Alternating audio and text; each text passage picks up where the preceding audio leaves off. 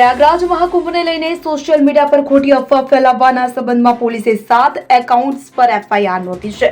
પોલીસે જણાવ્યું હતું કે આ ખાતાઓએ ગાઝીપુરામાં નદી કિનારે મળી આવેલા મૃતદેહોના જૂના વિડીયો પોસ્ટ કર્યા હતા અને તેને મહાકુંભમાં થયેલી નાસભાગ સાથે જોડીને પોસ્ટ કરી હતી. સોશિયલ મીડિયા મોનિટરિંગ દરમિયાન પોલીસને કેટલીક પોસ્ટ મળી કે જેમાં એવો દાવો કરવામાં આવ્યો હતો કે મહાકુંભ પ્રયાગરાજ ઉજવવામાં આવી રહ્યો છે, પરંતુ મૃતદેહ ગંગામાં તરી રહ્યા છે. એટલે કે આ પોસ્ટ ઝડપથી વાયરલ થઈ હતી.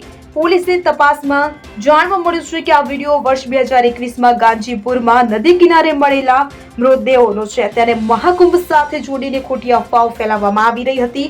પ્રયાગરાજ મહાકુંભ મેળામાં પોલીસે આ દાવાને ખોટું ગણાવ્યું અને તેને નકારી કાઢ્યો હતો અને અફવા ફેલાવનારા અને સરકાર અને પોલીસની છબી ખરાબ કરવાનો પ્રયાસ કરનારા 7 સોશિયલ મીડિયા એકાઉન્ટ્સની ઓળખ કરવામાં આવી છે. આ તમામ સામે કુંભ મેળા પોલીસ સ્ટેશનમાં એફઆઈઆર નોંધવામાં આવી છે અને વધુ તપાસ ચાલી રહી છે.